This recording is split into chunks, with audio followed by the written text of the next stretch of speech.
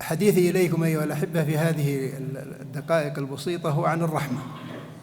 نسأل الله جل وعلا يرحمنا برحمته، وأن يجعلنا ممن شملتهم رحمة ربنا جل وعلا.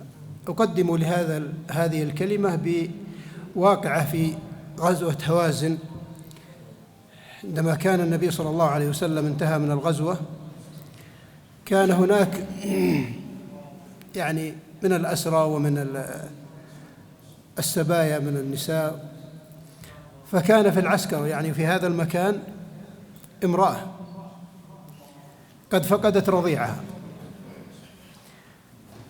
فأخذت تبحث عن هذا الرضيع في كل أنحاء المكان، والرسول صلى الله عليه وسلم وبعض الصحابة ينظرون إليها، فلما وجدته أخذته ثم ضمته، ثم نظرت إليه ثم ضمته، ثم نظرت إليه ثم ضمته، ثم ألقمته ثديها وهي تنظر إليه. النبي صلى الله عليه وسلم يستغل مثل هذه المواقف عليه الصلاة والسلام، لأنه هو المربي صلى الله عليه وسلم وهو المعلم عليه الصلاة والسلام. قال عليه الصلاة والسلام: أتظنون أن هذه ملقية ابنها في النار؟ قالوا: يا رسول الله، كيف تلقيه في النار وهي يعني بهذا المحبة وهذا الشوق له، ننظر يعني إليها يعني في كل يعني تفاصيل هذا الموقف. قال عليه الصلاة والسلام: لله أرحم بعباده من هذه بابنها. الله أرحم بعباده من هذه المرأة بابنها. فرحمة الله سبحانه وتعالى وسعت كل شيء، لكن هناك أمر الأول أيها الأحبة، يعني سأقف مع الآيات في سورة الأعراف. الله جل وعلا يقول: واكتب لنا في هذه الدنيا حسنة وفي الآخرة إنا هدنا إليك، قال عذابي أصيب به من أشاء ورحمتي وسعت كل شيء فسأكتبها للذين يتقون والذين يؤتون الزكاة، فسأكتبها الذين يتقون ويؤتون الزكاة والذين هم بآياتنا مؤمنون الذين يتبعون الرسول. هذه الآية أردت أن أقف معها لنوضح بعض الأمور التي تكون خاطئة، لأن هذه عقيدة. أحيانا يخطئ المسلمون أو يخطئ بعض من ينتسب إلى الإسلام في الاستدلال بمثل هذه الأشياء العامة، وأكثر ما يكون الخطأ فيها أيها الأحبة سواء في القرآن أو في الحديث أو في أحاديث الناس أو في كلماتهم، أن يأتي الإنسان فيجتزئ جزء معين ثم يسقط عليه الحكم أو يأخذ منه الحكم. لكن لو جاء بسياق الآية كلها لتبين الحق. طيب، الرحمة هذه صفة، والله جل وعلا في أسمائه الحسنى في كل اسم من أسمائه سبحانه وتعالى يؤخذ منه صفة. فتقول مثلا جل الله في علاه السميع، يؤخذ منها ليش؟ السمع. البصير يؤخذ منها البصر. القوي القوة. العزيز العزة، وهكذا. لكن لو جئنا إلى الرحمة، هي صفة لله سبحانه وتعالى، لكنها تؤخذ من كم اسم؟ هل يعني انتبهنا لمثل هذه الحالة؟ تؤخذ من الرحمن وتؤخذ من الرحيم. طيب، لماذا لم تؤخذ من واحد بس؟ أو نجيب يعني يكون هناك صفة أخرى لأحد هذين الاسمين. سأبين هذا. الرحمة أيها الأحبة، هناك لله سبحانه وتعالى رحمتان: رحمة عامة لكل الخلق، يخلقهم ويرزقهم ويحييهم ويميتهم ويعطيهم وأوصلهم إلى كل هذه الأشياء مع أنهم ما يعبدون الله سبحانه وتعالى. يعني بعض هذه غير المسلمين، طبعا أنا أتكلم عن هؤلاء، منهم الملحدين، وصلوا إلى يعني درجات عالية في الاكتشافات العلمية إلى آخر هذا الشيء. لماذا أعطاهم الله سبحانه؟ لأن هذه رحمة الله سبحانه وتعالى بالخلق ورحمته بالبشرية سبحانه وتعالى. لكن هناك رحمة خاصة، وهي رحمة الله جل وعلا بالمؤمنين. رحمة الله جل وعلا بإيش؟ بالمؤمنين. ولذلك في سياق الآية التي ذكرتها لكم يقول الله سبحانه وتعالى: عذابي أصيب به من أشاء، سواء كافر ولا مؤمن ولا هذا العذاب، نسأل الله سبحانه وتعالى يجيرنا من العذاب. ورحمتي وسعت كل شيء، ورحمتي وسعت كل شيء. لو أننا يا أحبتي يعني تأملنا فيما قال المفسرون الأوائل كالقرطبي والطبري وابن كثير وغيرهم، لوجدنا أنهم يعني يذكرون أشياء عظيمة جدا.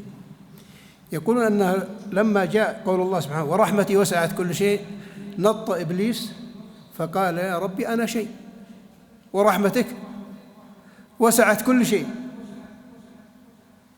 فجاء بعدها فسأكتبها، يعني ما أقول كل شيء، هذه الرحمة الخاصة. ورحمتي وسعت كل شيء، هذه الرحمة ليش؟ العامة. لكن لما جاء إبليس يبغى يدخل في الرحمة الخاصة ويدخل الجنة، جاء الجواب في آخر الآية: فسأكتبها للذين يتقون ويؤتون الزكاة والذين هم بآياتنا يؤمنون.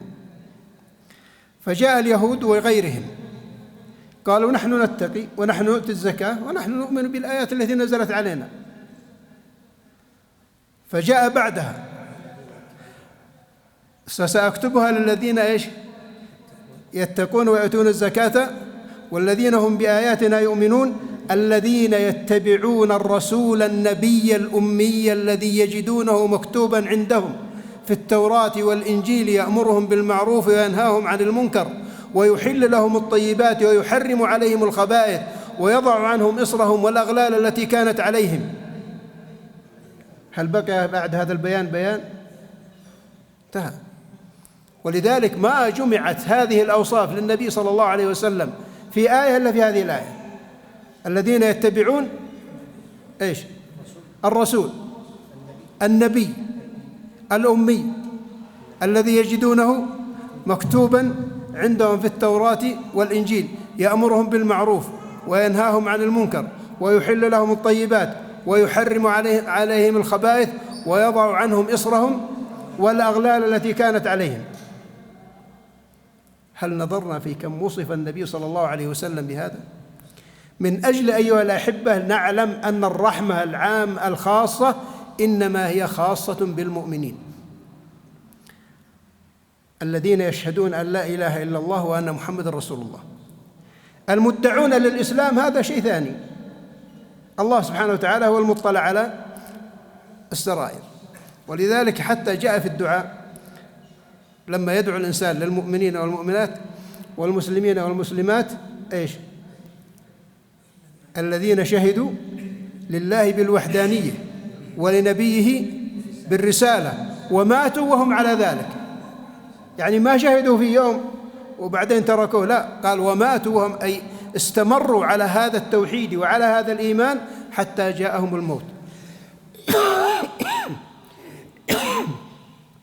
ولذلك أيها الأحبة أظنها تبينت الصورة.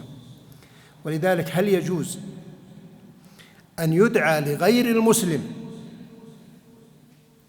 وإن كان قد نفع الإنسانية وإن كان قد فعل وإن دافع عن قضية وإن فعل، هل يجوز أن يدعى له بالرحمة؟ الذي يدعو له بالرحمة يناقض كتاب الله سبحانه وتعالى وسنة نبيه عليه الصلاة والسلام. ولذلك لا يخلط في هذا الجانب، لأنه جانب عقيدة ليس أمرا سهلا. ولذلك الله سبحانه وتعالى نهى النبي عليه الصلاة والسلام أن يستغفر للكافرين والمشركين والمنافقين. ولذلك الله جل وعلا يقول: ما كان للنبي والذين آمنوا أن يستغفروا للمشركين ولو كانوا أولي قربى من بعد ما تبين لهم أنهم أصحاب الجحيم. ذلك قيل أن هذه نزلت في من؟ في عم النبي صلى الله عليه وسلم اللي هو الذي هو أبو طالب. الرسول صلى الله عليه وسلم يعني نعرف هذا الرجل كم ساند النبي وكم نصر الدعوة وكم نصر الرسول عليه الصلاة والسلام، لكنه ما أسلم. ولذلك الله جل وعلا نهى النبي صلى الله عليه وسلم أن يستغفر له. فلذلك لا يجوز الاستغفار لغير المسلم ولا الدعاء له بالرحمة، لأنك لا تدعو بالرحمة إلا لمن شهد أن لا إله إلا الله وأن محمد رسول الله صلى الله عليه وسلم. ولذلك نجد في هذه الآية أيها الأحبة التفسير في هذا. ولذلك الرسول صلى الله عليه وسلم يقول: إن لله 100 رحمة، إن لله 100 رحمة أنزل منها رحمة واحدة فالخلق كلهم يتراحمون بها. يعني تصور رحمة واحدة، الجن والإنس والبهائم والطير وكل هذه الأشياء يتراحمون بهذه الرحمة الواحدة التي أنزلها الله جل وعلا. واستبقى عنده كم؟ 99 رحمة استبقاها ليوم القيامة. فنتصور يعني سعة رحمة الله سبحانه وتعالى، لكن هناك يعني مقومات وشروط. جاءك رسول، اتبعت هذا الرسول وسرت على منهجه عليه الصلاة والسلام وآمنت به ووحدت الله جل وعلا، إذن الله سبحانه وتعالى رحمته وسعت كل شيء. ولذلك أيها الأحبة يعني هذا ملحظ لا بد أن نلاحظه وأن نهتم فيه. وإن كان يعني في بعض الأحيان يعني يصور شخصا ما أنه، أما من يدعي الإسلام فيعني لا نفتش عن قلبه. الرسول صلى الله عليه وسلم كان يصلي على المنافقين وصلاته عليه الصلاة والسلام لهم إيش؟ استغفار ورحمة. لكن مع ذلك قال: استغفر لهم أو لا تستغفر لهم، إن تستغفر لهم 70 مرة فلن يغفر الله لهم. ثم جاء بعد ذلك: ولا تصلي على أحد منهم مات أبدا ولا تقم على قبره. خلاص. ليش؟ لأنهم كفروا بالله ورسوله، لأنهم كفروا بالله ورسوله. ولذلك أيها الأحبة هذا شيء عظيم. يقول الله جل وعلا، هذا أختم بها وأعطيكم 10 أمور احفظوها مني يعني بناقشكم فيها إن شاء الله في الكلمة الجاية، لأن الشيخ الله يجزاه خير ورانا حتى أسأل الله يكتب لنا ولكم وله الأجر. قولوا آمين. فأقول أيها الأحبة، الله سبحانه وتعالى يقول: إن رحمة الله قريب. قال أنهم داخلين فيها. إن رحمة الله قريب من المحسنين، والمحسنون هم أعلى درجة في درجات الدين، لأن الدين 3 مراتب: الإسلام والإيمان والإحسان. الإحسان أن تعبد الله كأنك تراه، فإن لم تكن تراه فإنه يراك. هذا أعلى درجة من مراتب الدين. وذلك الله جل وعلا: ألا إن رحمة الله إيش؟ قريب من المحسنين. إذا وصلت إلى درجة الإحسان فأنت قريب من رحمة الله جل وعلا. ولذلك كيف يكون الإنسان محسنا؟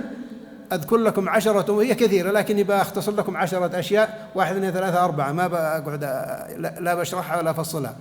الأمر الأول أيها الأحبة، أن تحسن علاقتك بالله سبحانه وتعالى، أن تحسن علاقتك بالله. وما خلقت الجن والإنس إلا ليعبدون. ترى كل الأشياء اللي نسويها ونهتم فيها ومن هذا القبيل ترى كلها على الهامش. الشيء الأساسي أنك خلقت من أجل عبادة الله سبحانه وتعالى، فحقق العبادة بمعناها الشامل. الثاني أن تحسن علاقتك بكتاب الله سبحانه وتعالى، فإنه حجة لك أو حجة عليك، كما جاء في الحديث عن رسول الله صلى الله عليه وسلم. الثالث أن تحسن علاقتك بالنبي صلى الله عليه وسلم، فإنه لن تفتح الجنة إلا بشفاعته عليه الصلاة والسلام، ولن يفصل بين الخلق إلا بشفاعته صلى الله عليه وسلم، ولن تشرب من حوضه إلا هو الذي يسقيك عليه الصلاة والسلام. الرابع أن تحسن علاقتك بوالديك، فإنهما السبب بعد الله سبحانه وتعالى في وجودك. قرن الله سبحانه وتعالى الإحسان إليهما بعبادته وطاعته وتوحيده، وقرن عقوقهما بالشرك. الخامس أن تحسن علاقتك بزوجتك، وأن تحسن الزوجة علاقتها بزوجها، لأن هذه الأسرة هي النواة التي تكون هذا المجتمع. السادس أن تحسن علاقتك بأولادك، لأن هؤلاء الأولاد ترهم أكبر تجارة وأكبر مشروع عندك. بعض الناس يحط الأولاد آخر اهتماماته. إيش عندك؟ قال والله عندي تجارة. وين أنت؟ والله مسافر. وهذا. طيب الأولاد؟ قال يا رجال الله بهم وكيل. لا والله بهم وكيل، لكن برضو أنت مسؤول، كلكم راع وكلكم مسؤول عن رعيته.